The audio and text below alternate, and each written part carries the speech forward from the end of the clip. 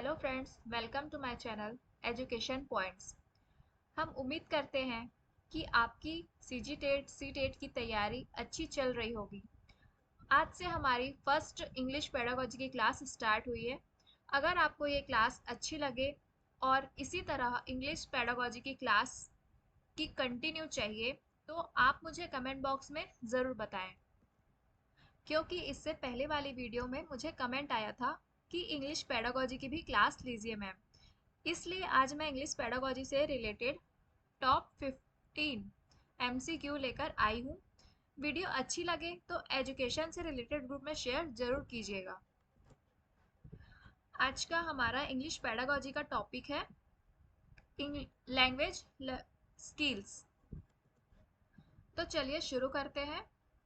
Question 1, which of the following skills are known as primary skills.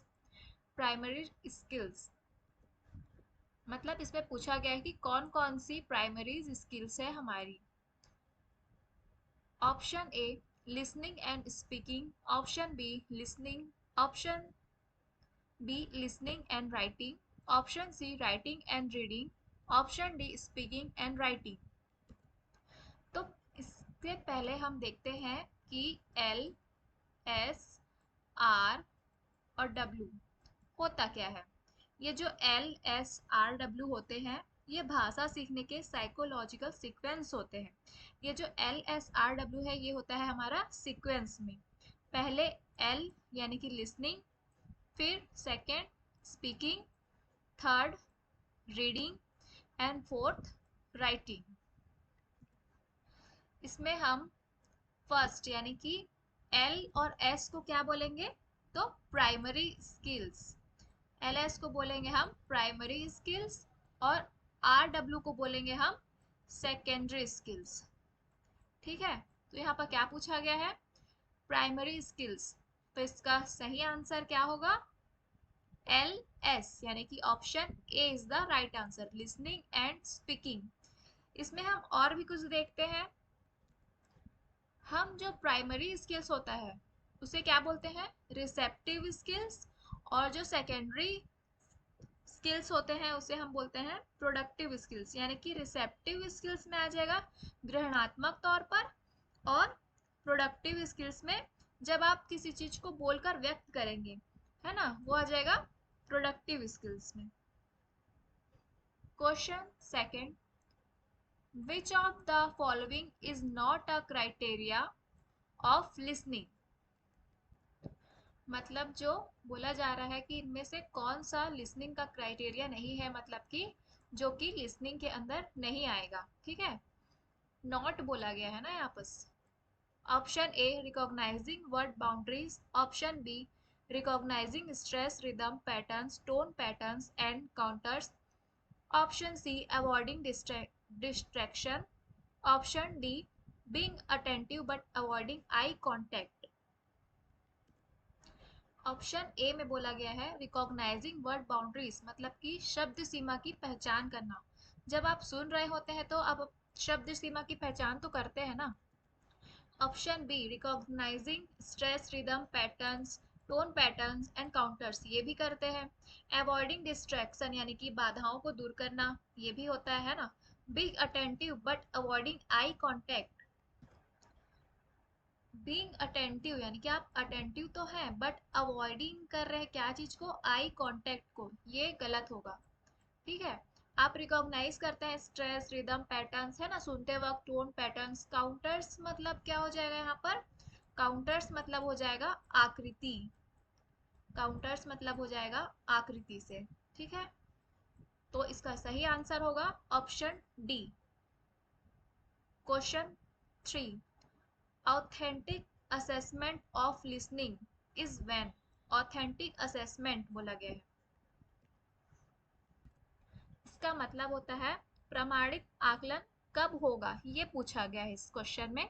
Option A a learner respond correctly in classroom situation, b a learner respond correctly in non classroom situation, c a learner respond correctly to his या her peers, option D none of this. मतलब authentic assessment में आ जाएगा कि प्रमाणित आकलन, मतलब आप जिसको क्या बदल नहीं सकती, ठीक है, आप जिस चीज को बदल नहीं सकते वो आ जाएगा प्रमाणित आकलन में।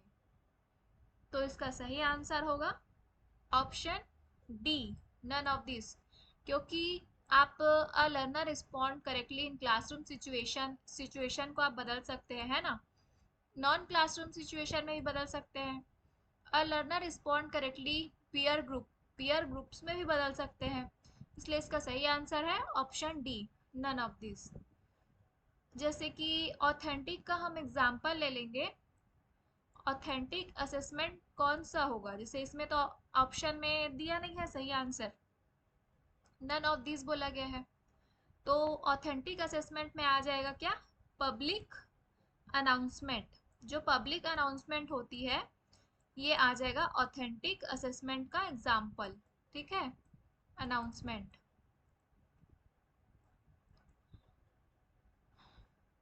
Question 4, verbal linguistic ability of the learners can be developed through।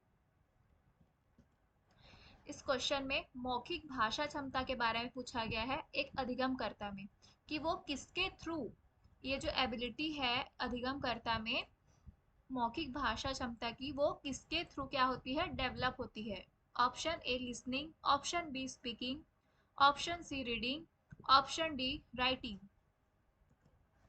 तो मौखिक भाषा क्षमता है ये आप कैसे बताएंगे, है ना, तो आप बोलकर ही बताएंगे, है ना, आप बोलकर ही बताएंगे, ना कि सुनकर, पढ़कर और ना ही लिखकर।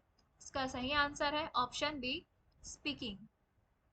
Question 5, the mechanics of speaking include. मतलब यांत्रिक रूप से बोलने में क्या क्या आएगा। Option A vocabulary, grammar and syntax, vocabulary, pronounce punctuation pronunciation, vocabulary, grammar, pronunciation, grammar, syntax only. यहाँ पर जो वर्ड दिया गया है पंक्चुएशन, इसे आप ध्यान देंगे, इसका मतलब क्या हो जाएगा, कहाँ पर रुकना है ना, कहाँ पर फुल स्टॉप लगाना है, ये पंक्चुएशन से हम जानते हैं, ठीक है।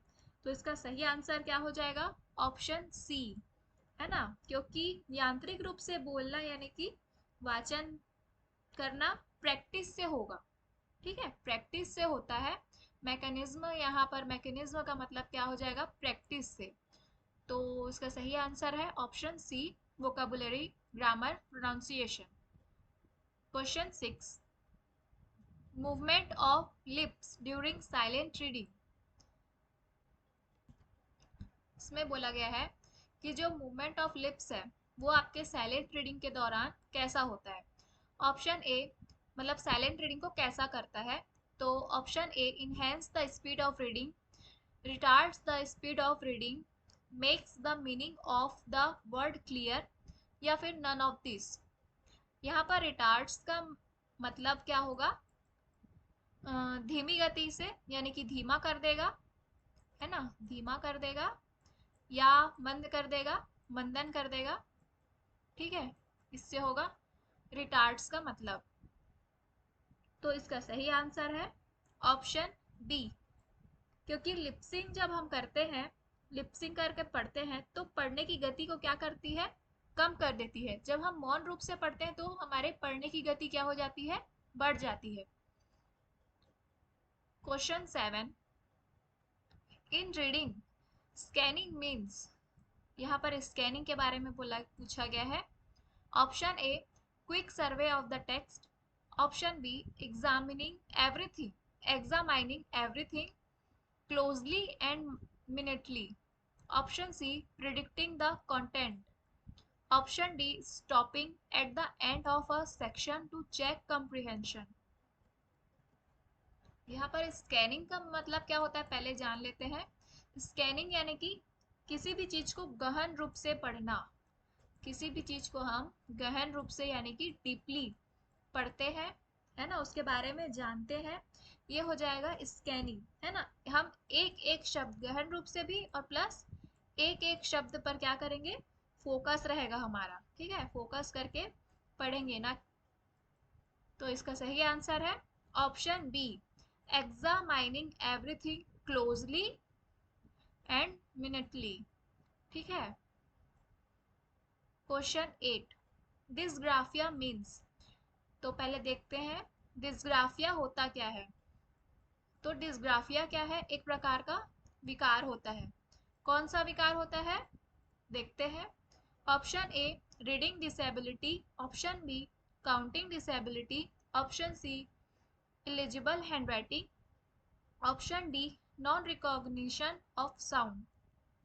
तो जो डिस्ग्राफिया विकार होता है वो लिखने संबंधी विकार होता है, ध्यान देंगे, वो होता है लिखने संबंधी विकार। यहाँ पर लिखने से कौन सा रिलेटेड है, रीडिंग तो पढ़ने से हो जाएगा, काउंटिंग भी बोलकर ही होगा, है ना। इलिजिबल हैंड राइटिंग यानी कि ये हो जाएगा अस्पष्ट लेखन, ठीक है, ये हो जाएगा अस्पष्ट लेखन। तो लेखन आ गया मतलब लिखने संबंधी हो गया, है ना, हैंड राइटिंग मतलब। तो इसका सही आंसर है ऑप्शन सी। और ये जो ऑप्शन डी है, नॉन रिकॉग्निशन ऑफ साउंड, ये क्या हो जाएगा, भाषागत विकार हो जाएगा। इसे हम क्या कहेंगे, तो अफेजिया, इसे हम कहेंगे अफेजिया। और ये जो इलिजिबल हैंडराइटिंग होता है, इसमें बच्चा क्या करता है, वो लिखा होता है 100, लेकिन उसको क्या समझता है, वो वॉज, है ना, पढ़ते टाइम उसको क्या समझता है, वॉज। ये विकार होता है इसके अंदर। Question 9, making learners aware of the text and the purpose of listening is a, option A, pre-listening activity, option B, post-listening activity, option C, listening stimulus, option D, will listening activity. Making learners aware of the text and the purpose of listening मतलब ये होगा कि आप बच्चों को, है ना, learners को, आप बच्चों को क्या करते हैं, पाठ के प्रति जागरूक बनाना चाहते हैं, है ना, और उद्देश्य, सुनने के उद्देश्य के प्रति जागरूक बनाना चाहते हैं। तो ये किस में आएगा, pre listening activity, post listening activity, listening stimulus, will listening activity. मतलब आप जिस भी सब्जेक्ट को पढ़ा रहे होते हो तो बच्चे को उसकी जानकारी होनी चाहिए, है ना। तो ये किस में आ जाएगा, ऑप्शन ए, मतलब ये सबकी जानकारी बच्चे को क्या होनी चाहिए, पहले होनी चाहिए, है ना, pre listening activity, pre listening activity. Question 10, which of the following skills fundamental to human communication in daily lifes, daily lifes में पूछा गया है। Option A, listening, option B, reading, option C, speaking, option D, writing. तो daily lifes के लिए है question, है ना, human communication in daily lifes, तो इसका फंडामेंटल क्या क्या है, तो मतलब कौन सा है। तो इसका सही आंसर होगा option C, speaking is the right answer. Question 11, communicative efficiency in speaking can be developed through.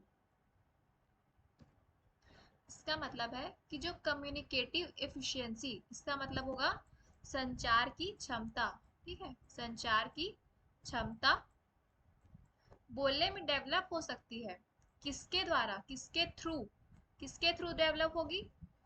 तो option A, language input, option B, structured output, option C, communicative, option D, all of this. तो ये language input के द्वारा भी, structured output के द्वारा भी, और कम्युनिकेटिव के द्वारा भी। Option D is the right answer, ये तीनों के द्वारा ही डेवलप होती है। Question 12, reading skills involve involves components, which components. तो option A 2, option B 3, option C 4, option D 5। यहाँ पर हमें रीडिंग स्किल्स के कंपोनेंट्स पूछे गए, कितने कंपोनेंट होते हैं, तो तीन कंपोनेंट होते हैं। रीडिंग स्किल्स के तीन कंपोनेंट होते हैं। इसमें सबसे पहले पढ़ने के लिए, ठीक है, सबसे पहले पढ़ने के लिए क्या होगा, तो प्रिंटेड, सबसे पहले होगा प्रिंटेड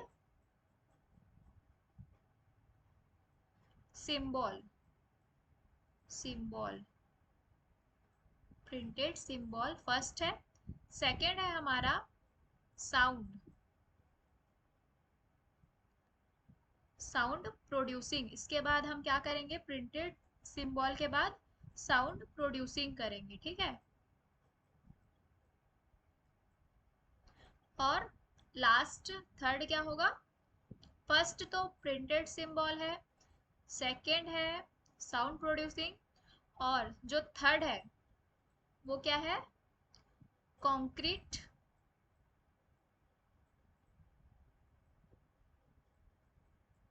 आइडियाज, कॉन्क्रीट आइडियाज और sense.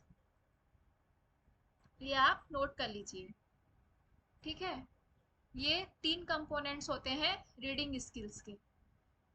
Question 13, Ram, English teacher of class 8th, asked his learners to read materials such as newspaper, magazine, storybooks, article, etc. so that they should develop fluency, fluency बोला गया है यहाँ पर, in the target language, ठीक है, fluency होनी चाहिए, मतलब fluency आ जाए target language की तरफ।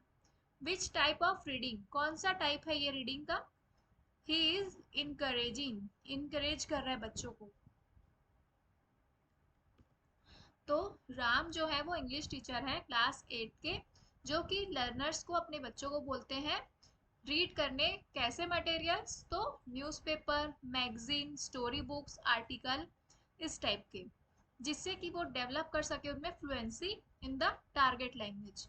तो ये कौन से टाइप की रीडिंग है जो कि इंकरेजिंग कर रही है, option A loud, option B silent, option C intensive, या ऑप्शन डी एक्सटेंसिव। इसमें हम देख लेते हैं इंटेंसिव रीडिंग में क्या आ जाएगा। इंटेंसिव मतलब हो जाएगा डीप, ठीक है, हम डीपली पढ़ेंगे, वो हो जाएगा इंटेंसिव रीडिंग। और एक्सटेंसिव रीडिंग में क्या हो जाएगा कि हम ऊपर ऊपर से पढ़ेंगे, ठीक है, ऊपर ऊपर से ज़्यादा ध्यान न देते हुए हमें पढ़ना है बस, ये हो जाएगा एक्सटेंसिव रीडिंग। तो इसका सही आंसर है ऑप्शन डी, एक्सटेंसिव रीडिंग। क्योंकि देख लेते हैं यहाँ पर एक और चीज, इंटेंसिव में क्या आ जाएगा, स्कैनिंग, ठीक है, स्कैनिंग आ जाएगा। और एक्सटेंसिव में क्या आ जाएगा, स्कीमिंग, ठीक है। इंटेंसिव में आ जाएगा स्कैनिंग और एक्सटेंसिव में आ जाएगा स्कीमिंग, याद रखेंगे। तो स्कीमिंग में क्या होता है, हम अपने प्लेजर के लिए पढ़ते हैं, जिस्ट के लिए पढ़ते हैं, है ना। Newspaper, magazine, story books, articles, कोई भी जो है वो न्यूज़पेपर को पूरा न्यूज़पेपर तो नहीं पढ़ लेता है ना, वो क्या करता है, मुख्य बिंदु, हेडिंग, हेडिंग को ज़्यादा पढ़ते हैं। मैगजीन भी वैसी, स्टोरी बुक्स, आर्टिकल्स, ये क्या है, मेन हेडिंग्स को पढ़ते हैं, है ना, पूरा डीपली उसमें नहीं पढ़ता कोई भी। तो ये आ जाएगा एक्सटेंसिव में, ठीक है। इंटेंसिव अगर कोई चीज़ हम डीपली पढ़ते हैं ना, कोई स्पेसिफिक इंफॉर्मेशन के लिए पढ़ेंगे, ये सब क्या आ जाएगा, इंटेंसिव रीडिंग में आ जाएगा।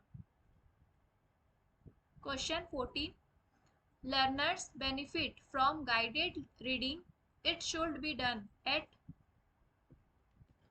इसका मतलब है कि जो अधिगम करता है, लर्नर्स है, उसे लाभ होगा, है ना, बेनिफिट बोला है, उसे लाभ होगा गाइडेड रीडिंग के द्वारा, गाइडेड रीडिंग के द्वारा, अगर it should be done at, अगर वो करे। ऑप्शन ए प्राइमरी लेवल पे, option B upper primary level, option C secondary level, option D higher secondary level.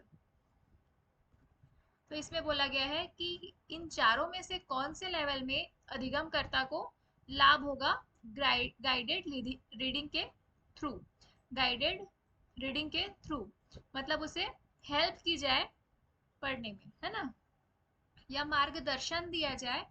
तो मार्गदर्शन हम किस में देंगे, प्राइमरी लेवल पे। Option A is the right answer, क्योंकि इसमें टीचर्स की हेल्प दी जाती है छोटे बच्चों को प्राइमरी लेवल पे, ठीक है। टीचर क्या करता है, हेल्प करते हैं। ये हमारा आज का लास्ट क्वेश्चन है, question number 15। Loud reading is done to assess. Loud reading यानी कि बोल बोल कर पढ़ना या जोर जोर से पढ़ना, ठीक है। बोल बोल कर पढ़ना या जोर जोर से पढ़ना। Option A phonemic sound, option B pronunciation, option C intonation and rhythmic patterns, या option D all of this. तो इसमें ऑप्शन ए फोनेमिक साउंड्स यानी कि ध्वनि के साथ भी होगा, प्रोनाउंसिएशन करके भी होगा, इंटोनेशन एंड रिदमिक पैटर्न के द्वारा भी होगा। तो option D is the right answer, all of this. इसी प्रकार हम अगली वीडियो में इंग्लिश पेडागोजी से रिलेटेड और भी टॉपिक्स देखेंगे, जो कि सीजीटेट, सीटेट और शिक्षक भर्ती एग्जाम्स के लिए काफ़ी इंपॉर्टेंट होंगी। आप सभी ज़्यादा से ज़्यादा क्या कीजिए, एमसीक्यू क्वेश्चन सॉल्व कीजिए, जिससे कि आपको परीक्षा में आने वाले क्वेश्चंस की वैरायटी का पता हो, है ना, पता चल सके। जितने ज़्यादा क्वेश्चंस आप देखेंगे, उसे सॉल्व करेंगे, उतनी ज़्यादा वैरायटीज आपके पास स्टोर होती जाएगी, है ना। तो और आप सभी उन्हें एग्जाम हॉल में सॉल्व कर सकेंगे बिना किसी परेशानी के। तो thank you for watching my video. Please like, share and subscribe to my channel and press the bell icon, जिससे कि आपको आने वाली मेरी अगली वीडियोज़ की नोटिफिकेशन मिल जाएगी। Thank you for watching my video.